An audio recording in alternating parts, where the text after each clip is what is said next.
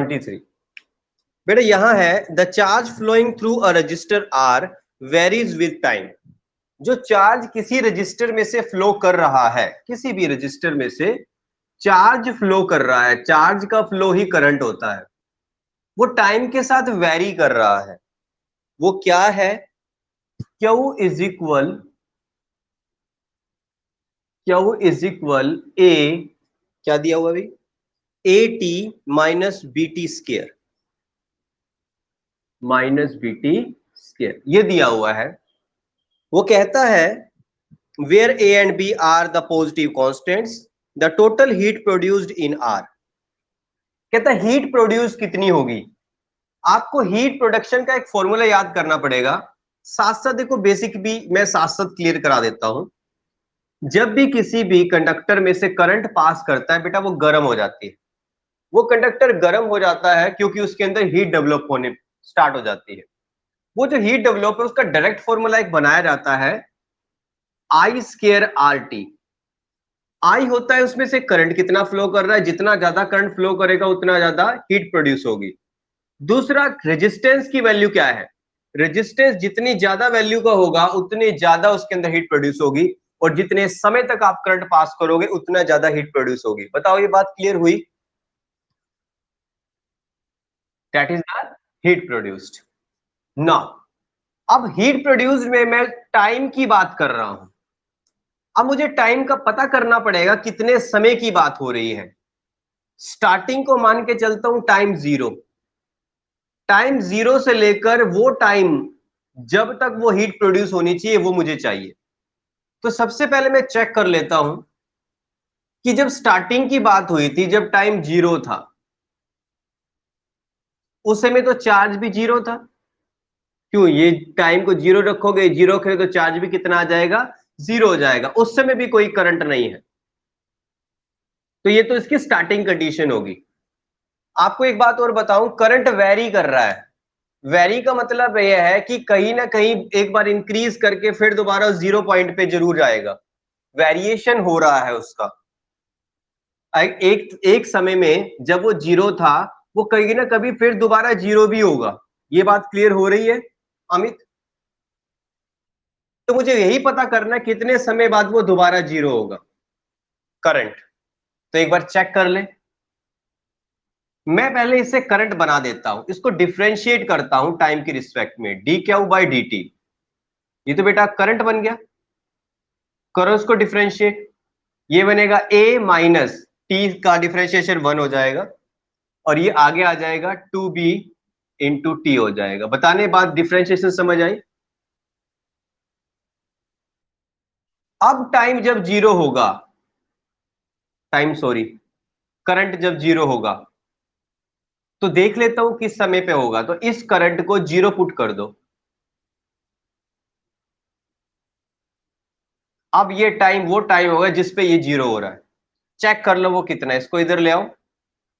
2bt, T की value बताना। बात क्लियर हुई?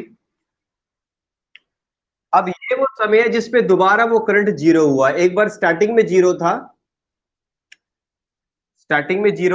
करंट, और एक बार फिर वो जीरो हुआ क्योंकि वो वेरी कर रहा था जब टाइम इतना हो गया।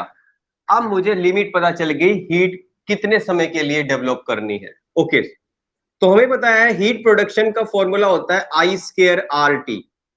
अब टाइम वेरिएबल है तो थोड़ी ही dt में प्रोड्यूस कर रहे ऐसे। बताना क्लियर है? टाइम में डीएच हीट प्रोड्यूस हो रही है। टोटल के लिए आपको करना पड़ेगा इंटीग्रेशन, तो आपके पास टोटल हीट आ जाएगा।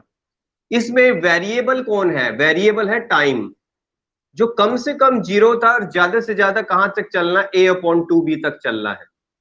आई की वैल्यू पुट कर दो बेटा। आई की वैल्यू आपके पास क्या आ चुकी थी, a माइनस 2bt, और ऊपर स्केयर है, r एक कांस्टेंट है, लास्ट में dt आ गया, इंटीग्रेशन जीरो से a अपॉन 2b। बताना अमित, यहां तक तो बात क्लियर है?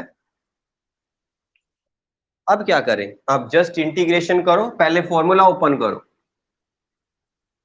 फॉर्मूला ओपन करते हैं। यहां पर लिखा हुआ बेटा a माइनस बी का होल स्क्वायर। आज मैं ज्यादा स्पीड नहीं भाग रहा हूं क्योंकि मुझे हर चीज बतानी पड़ेगी आपको।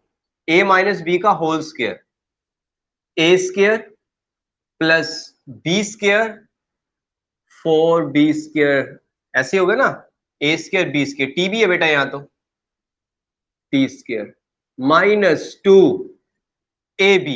जब सबको मल्टीप्लाई करोगे, 2 यहां पर भी है 2 वहां पर भी है, तो ये 4 हो जाएगा, 4abt। बताना क्लियर हुआ? सारा कुछ मल्टीप्लाई कर दिया। 2abt तो यहां था, 2 वहां था, इंटीग्रेशन का साइन लगा देता हूं वैसे, और लास्ट में है dt, और r को बेटा बाहर निकाल लेते हैं, बस इसकी जरूरत नहीं। करो अब इंटीग्रेशन। आता है इंटीग्रेशन सोल्व करना? ए स्क्वायर कांस्टेंट कहलाएगा क्योंकि यहां टाइम नहीं है, तो इसका इंटीग्रेशन सिंपली टी बन जाएगा, जहां नहीं होता वहां आ जाएगा। 4b कांस्टेंट आएगा, 4b स्क्वायर, टी स्क्वायर का इंटीग्रेशन होगा, इसमें एक जोड़ दो, 3/3 नीचे आ गया। अमित क्लियर हो रहा है ना कैसे करा इंटीग्रेशन? -4ab, टी स्क्वायर हो जाएगा डिवाइड बाय 2 हो जाएगा, 0 से a/2b। अब लगाओ upper limit minus lower limit, minus तो जीरो ही है, उसको तो भूल जाओ, वो तो सारा जीरो हो जाएगा।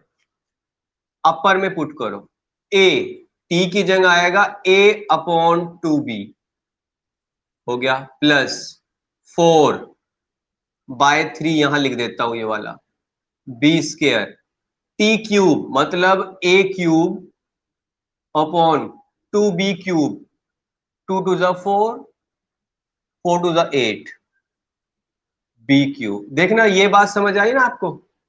मैंने इसका भी क्यूब करना पड़ेगा मुझे, a/2b का cube, a cube upon 8b cube, ये आ जाएगा। -4ab, यहां भी करो, a स्क्वायर 4b स्क्वायर और 2 यहां है ऑलरेडी। इसको करना है बेटा सोल्व, और आपका देखो आंसर बनेगा, a हो गया a स्क्वायर, यहां b क्यूब है, यहां b स्क्वायर है, तो एक b यहां से हटा दो स्क्वायर, एक b रह जाएगा बस। और देखो और क्या सोल्व हो सकता है, 4 8 कैंसिल हो गया, यहां 4 से 4 कैंसिल हो गया, एक b से एक b कैंसिल हो गया, और यहां a का क्यूब बन गया। जो कॉमन है वो बाहर निकाल लो, ए स्क्वायर आ सकता है सब जगह से common, A square a square a square आ सकता है सब में से, और सब में से 2 2 और 2 भी आ सकता है नीचे, बी बी और बी भी आ सकता है। अंदर क्या रह गया? अंदर बेटा यहां पे तो 1 रह गया, और यहां पर रह गया a/6, नहीं 2 तो चला गया, a/3, और माइनस रह गया ए रह गया, सिर्फ a रह गया यहां पे। देखो गलती यहां से हो गई, ए स्क्वायर था ना, मैंने a लगा दिया, अब ये स्क्वायर और ये वाला a जब मिलेगा तो यहाँ क्यूब ही बनेगा। देखना अब क्लियर है? हाँ जी अमित। अब a क्यूब और a क्यूब सारे ही बाहर आ गए थे, ये देखो ये बचा है। अब इसे कर लो सॉल्व, ये कैंसिल हो सकता है बेटा, ये हो सकता है। कोई ऐसा आंसर है a/6b? चेक करो एक बार, क्या हीट प्रोड्यूस में है आंसर ये? ठीक है फिर, ओके बताओ समझ आया? Okay, now the next statement, statement read करो। Two cities are 150 kilometre apart, दो सिटी हैं, उनके बीच का डिस्टेंस है 150 किलोमीटर, ठीक है। कहता है electric power is sent from one city to another city through copper wires, the fall in potential per kilometre. बेटा पोटेंशियल नहीं दिया, fall in potential per kilometre दिया हुआ है, मैं एक्स डिस्टेंस मान के चल रहा हूं एक तरह से, पर किलोमीटर दिया हुआ है 8 वोल्ट, 8 वोल्ट, ठीक है। और क्या दिया हुआ है? और दिया है द एवरेज रेजिस्टेंस पर किलोमीटर, बेटा एवरेज रेजिस्टेंस पर किलोमीटर की फॉर्म में दिया हुआ है 0.5 ओम। चेक करना 0.5 ओम ही है। हाँ जी। दी पावर लॉस, बेटा हमें बताना है पावर लॉस कितना होगा। अब मैं आ जाता हूं पावर वाले फॉर्मूला पे। बेटा आपको बताया था जो हीट प्रोड्यूस होती है वो आई स्क्वायर आर टी होती है, और ये एक तरह का वर्क डन ही होता है। जो जो सोर्स होता है वो सोर्स जो वर्क डन करता है वही एनर्जी हीट की फॉर्म में कन्वर्ट होती है।